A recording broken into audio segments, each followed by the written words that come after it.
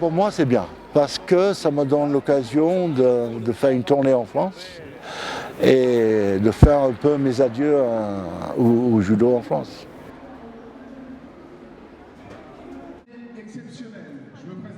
Pour moi, c'est une très bonne occasion pour revoir tout le monde, parce qu'il y a plein de gens que je connais ici, que je suis content de les voir, parce que peut-être je ne les verrai plus après, qui sait. La vie,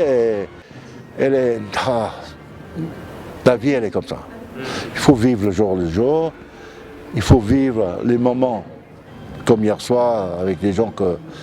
Ça, c'est important, parce qu'on ne sait jamais quoi demain est fait.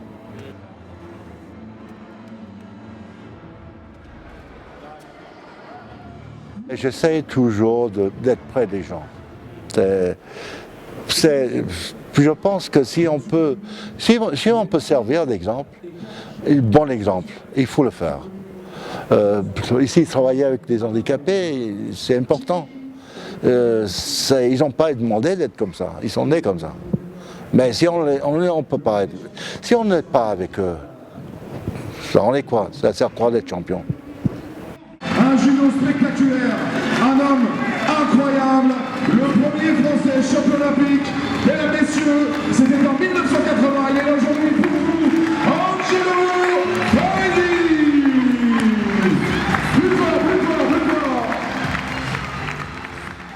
Les champions, vous allez pouvoir mettre un petit peu... Quand j'étais jeune, j'étais très timide. J'étais toujours dans les jupons de ma mère. Dès qu'il y avait des étrangers qui arrivaient à la maison, je ne les connaissais pas, j'étais toujours caché. À l'école, j'étais timide. J'avais du mal à fréquenter. Bon, petit, je faisais des amis. Mais bon, j'étais très solitaire. Et le judo m'a permis de m'extérioriser, d'aller au contact avec les gens, m'a apporté une connaissance au niveau du monde beaucoup plus élargie que j'avais avant, c'est sûr. Parce que quand on visite, quand on va dans un autre pays, on voit la différence qu'on a culturelle, langue, mais au fond, ils ressentent tous les mêmes choses. C'est la seule chose qu'on a en commun avec les gens des autres pays. Après, les cultures, chacun a sa façon de vivre sa vie. En France, on a une culture française qui est très riche, en Italie aussi. Chaque pays a son culture. Si j'avais été en Milo, j'aurais été champion olympique déjà à 19 ans, je pense. Mon but en judo, c'était marquer les ponts. C'était pas gagner par kilo, même si je menais le combat, derrière, je cherchais toujours à marquer les ponts. J'aimais bien le challenge.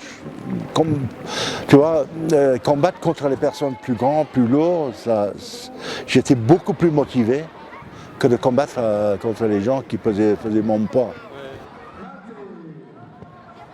J'étais champion olympique 4 jours avant Thierry, et lui il a participé en moins de 60 kilos, et moi je fais les toutes catégories, parce qu'à Moscou je fais 2 médailles. Je fais la médaille d'or et médaille d'argent.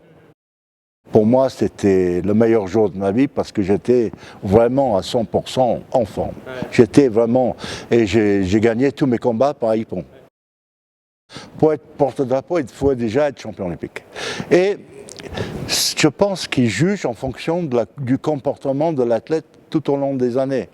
J'ai toujours eu beaucoup de respect pour tout le monde. J'ai toujours parlé du bien de tout le monde.